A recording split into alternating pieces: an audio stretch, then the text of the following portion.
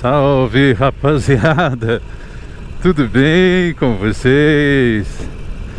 Meus queridões! Eu acho que vai dar pra ter um papo de estrada hoje. Então assiste rapidinho a nossa vinhetinha, que daqui a pouquinho nós estamos de volta na estrada.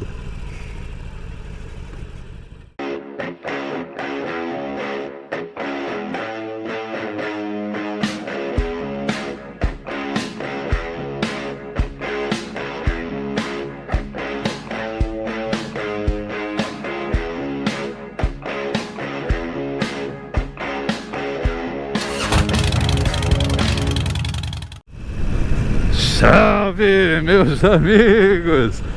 Tudo bem com vocês? Marcão, cadê a sua luva? Eita, gente!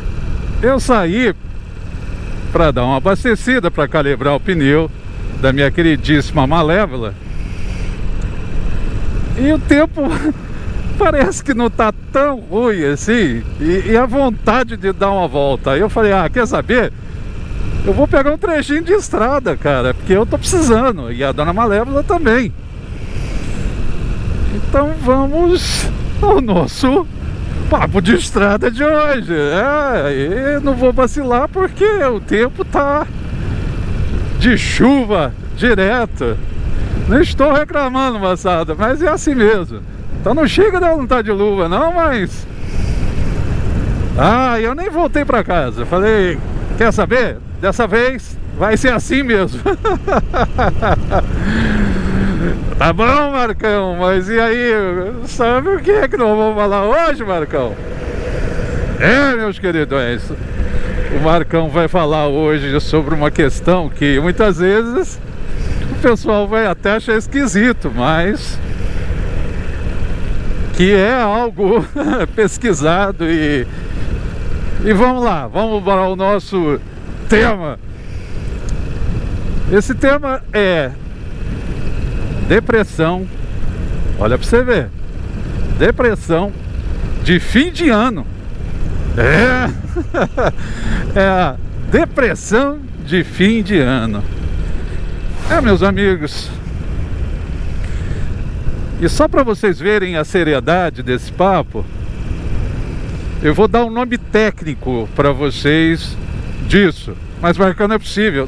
O que você tá falando é sério? Eu falo, sim, é sério, é sério. Eu não tô falando assim daquela... Olha, a polícia pegando pesado ali, ó. Eu não tô falando daquela tristezinha, sabe? Aquela coisa assim, eu tô meio chateado, sabe? Não é bem assim não, meus amigos. Tô chateado. Tô triste, não tem nada a ver com isso. O nome técnico que eu tô querendo dizer para vocês... Calma aí, deixa eu ver o muladeiro aqui. O que ele vai fazer? Muladeiro, você vai virar... Aí, tá vendo? Tá dando certo, ó. Mas não vai virar. O muladeiro. Isso você vê em Minas Gerais. Não adianta você encostar, filho. Tá a polícia ali. Como é que eu vou passar aqui? Você tá louco? Você perdeu o juízo? Vai lá, muladeiro.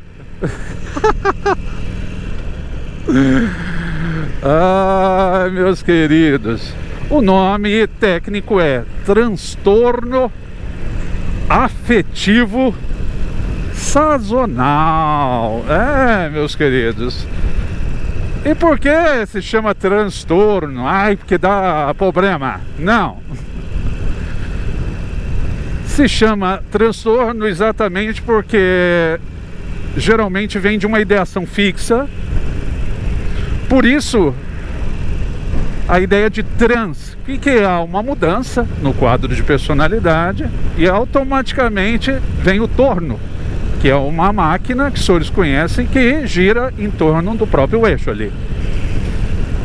Então, ou seja, desses pensamentos que ficam obsessivos, né? Compulsivos.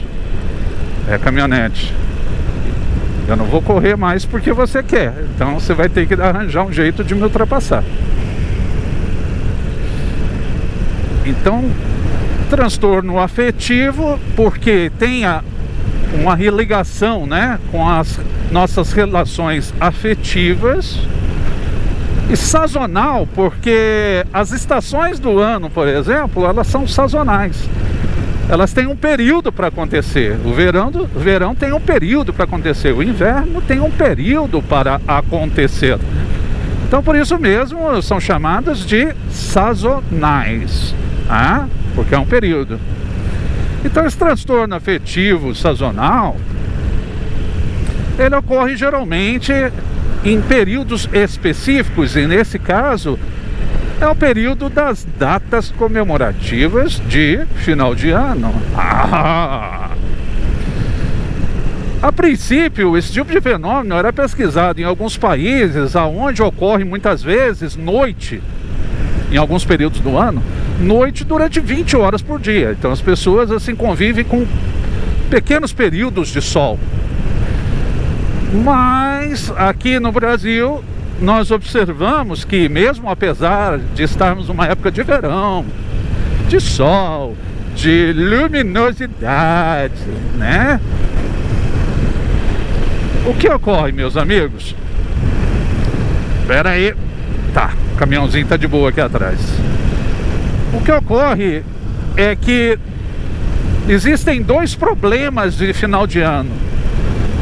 Primeiro, porque em muitas atividades de trabalho, algumas atividades laborais, ocorre um final de ciclo, né? Igual o meu caso, assim, de professor. Você tá naquela pilha, tá mandando ver, de repente há uma pausa, há uma redução daquela carga. E aí, automaticamente, menos adrenalina, menos variação hormonal, aí o sistema imunológico teu vai lá embaixo. Eita porra! E aí começa a vir a parte sintomática, né? Aquele desânimo, aquela prostração, aquela agonia relacionada a esses períodos. Então, final de ano é muito comum, às vezes, acontecer um processo de exaustão. E aí, com essa baixa de imunidade, também vem doenças e etc, e etc. Mas essa depressão de fim de ano também tem relação com uma espécie de glamorização. A gente já falou isso em alguns vídeos, né? Uma romantização das datas festivas, né? Onde mostra sempre aquela família feliz, comemorando o Natal, todo mundo saudando, confraternizando e blá blá blá. E muitas vezes essa vida não corresponde à grande maioria dos brasileiros, não é verdade? Muitas das vezes você tem pessoas que são solitárias, você tem pessoas que tiveram naquele ano uma perda de um parente, de um amigo, que é significativo no campo afetivo, né, dessas pessoas. E aí vem essas datas aonde necessariamente vem todo aquele discurso de reunião familiar, de confraternização, de alegria, de um saudosismo, de rever ali os processos que ocorreram durante um ano, retrospectivas. Eita! É coisa pra caramba, né, meus queridos? E aí algumas pessoas realmente entram num processo mais agudo de depressão. Aí depois vocês colocam aí no comentário, tá? Se você tem significativamente esses sintomas, se chega nessas datas comemorativas de final de ano e você se sente um pouco prostrado, um pouco sem energia, desmotivado e muitas das vezes com uma tristeza, um vazio agudo que parece que não sai de você, parece que falta algo. Isso é interessante da gente refletir. Então, enquanto muitos, né, estão comemorando, estão bebemorando, né, que tem gente que tira essas datas para encher o canecão, outras pessoas durante esses períodos se sensibilizam além do normal. Colecionam em si, muitas vezes, também a tristeza, mas acima de tudo, um déficit energético, um déficit motivacional, né? Aí muitos podem dizer aí nos comentários assim, mas poxa, Marcão, são as contas de final de ano, aí vem IPVA, e aí vem o processo de matrícula das crianças na escola, e depois vai vir aquela questão, vai comprar uniforme, vai comprar material, vai comprar mochila. E eu falo para vocês a seguinte coisa, não é somente isso, meus amigos. Evidentemente que nós muitas vezes escondemos dentro desses discursos, né, as nossas fraquezas. Então muitas das vezes nós projetamos, né, para esse tipo de evento uma justificativa, e nós muitas vezes também pegamos e deixamos de lado um pouco os nossos sentimentos. Então, como que eu posso ilustrar isso para vocês melhor em não termos técnicos? Alguns de vocês podem perguntar assim, e você, Marcão? Como que é o seu final de ano? Eu digo para vocês, meus amigos, que durante muitos e muitos e muitos anos eu vivenciei, sim, essa questão de uma profunda depressão. Sabe aquela questão de querer que passa rápido, querer que não aconteça, talvez de querer passar dormindo para não ver. E isso teve uma profunda relação com um processo meu de luto. E principalmente o luto da minha família. Porque afinal de contas, né, você idealiza durante muito tempo isso. Em certos momentos eu até tive de forma compensatória, e quando eu falo isso eu não estou falando com mau agradecimento, o convívio com as minhas duas famílias adotivas, aonde nós colecionamos assim afetos maravilhosos. Mas eles percebiam que de uma certa forma também eu vivenciava naquele instante um novo luto em relação à família biológica, né? Em relação a eu ter que buscar novas relações afetivas, né, para tentar preencher esse espaço, que, como os senhores sabem mesmo, esses espaços não podem ser preenchidos. Não há como você substituir uma pessoa querida, uma pessoa desejada por uma outra, né? O Lacan trabalha muito isso quando o Lacan fala de objetificação do outro. Às vezes a gente até quer transferir para outra pessoa o mesmo padrão de afeto, a gente quer inclusive modelar essa nova pessoa como se fosse o afeto anterior, mas existe um determinado momento onde este ser que eu estou objetificando, que na verdade eu estou usando apenas como um depositário dos meus antigos afetos, né? Essa pessoa vai revelar traços, características da personalidade que são somente dela. E aí vem o estranhamento, e aí vem aquele negócio. Parece que não está rolando mais, parece que aquele furor, aquele ardor já não está rolando da mesma forma. A química não está mais correspondendo aos meus mesmos anseios. E na verdade não é isso, queridos. É muitas vezes essa nossa necessidade de fazer alguém nos nutrir, não somente dele, mas nos nutrir também da falta do outro. Então, como se diz, né? Não é à toa que o Lacan, ele faz assim, que existe um objeto original, né? E esse objeto, ele é com letra maiúscula, né? E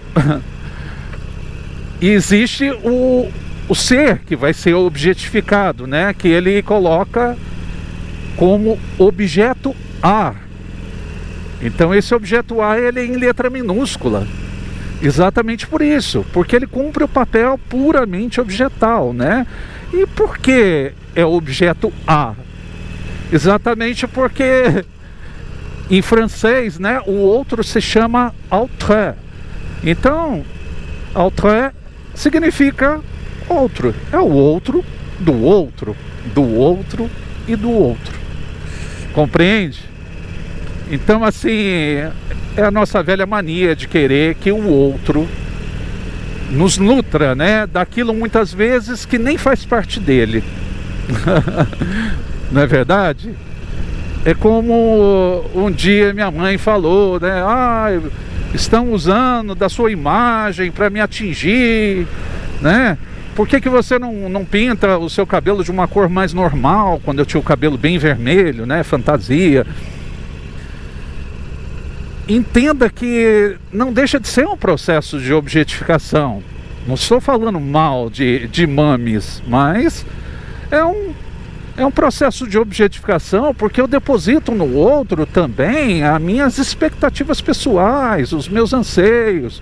O meu orgulho do outro, a minha admiração do outro está restrita àquilo que eu aprovo, àquilo que não diretamente me atinge.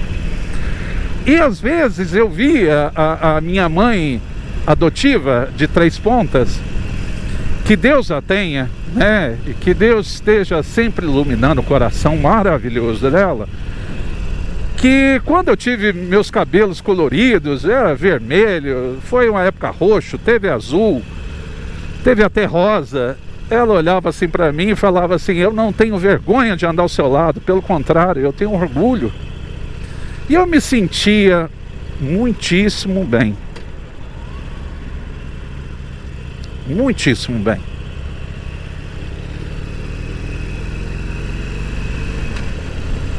É como meu pai de São Paulo, né? Ele também falava a mesma coisa. Ele falava: que isso? É um orgulho estar do seu lado. É muito bom estar do lado de quem a gente ama.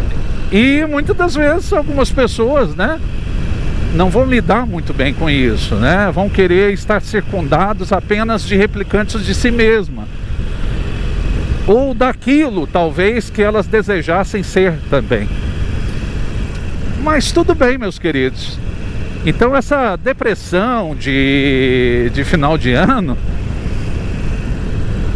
ela acontece, e não confundam, por favor, com aquele momento de reflexão, com aquele momento assim onde as pessoas ficam um pouco isoladas, ficam avaliando, né, todo o acontecido, o retrospecto de todo o ano. Mas para algumas pessoas que ficam muito mais sensibilizadas a ponto de tirar sua energia e incapacitá-la para uma série de atividades. Não, eu não quero sair não. Não, eu não quero comemorar. Não, eu não quero estar com pessoas. Não, eu não quero ceiar, eu não quero me alimentar, eu não quero sair, eu quero entrar dentro de um buraco e depois só no outro ano que eu quero voltar. E são sentimentos assim muito incapacitantes, são sentimentos de um vazio, de um processo de anulação, de um processo onde não há um pertencimento verdadeiro àquele instante. Meus queridos, nossa, mas que conversa, né, cara, que nós tivemos hoje. Que conversa, cara. Eu particularmente, eu fiquei muito feliz com o resultado desse vídeo. E eu agradeço a cada um de vocês que ficaram até esse momento, ou que assistiram, tanto que conseguiram, né? Que bom, meus queridos. Então, para aqueles queridos, para aquelas pessoas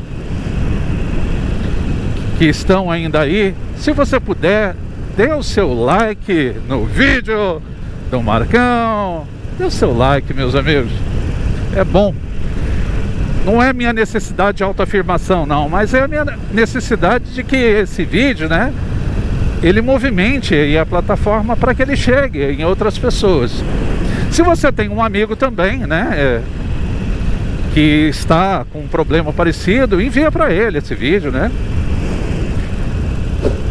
Então, se puder também, se inscreva no canal, faça parte aí da família, né, Papo de Estrada. Muito bom ter você por aqui. Ative o sininho para receber as nossas notificações. Queridões, E compartilhe, compartilhe. Tem gente que talvez precisa ouvir um pouco disso, né? E tratamento existe, meus amigos, desde um momento psiquiátrico, como até mesmo uma psicoterapia que trabalha muito bem esses afetos, trabalha muito bem esses enlutamentos. Fiquem tranquilos, faz muito bem. Façam terapia. Não precisam fazer necessariamente com o Marcão, mas faça com alguém que você confie e que pode trabalhar todas essas temáticas muito pessoais com cada um de vocês. Então é isso aí, queridos. Um abraço de coração do Marcão. E fui com a Dona Malévola aqui pelo sul de Minas Gerais. Falou!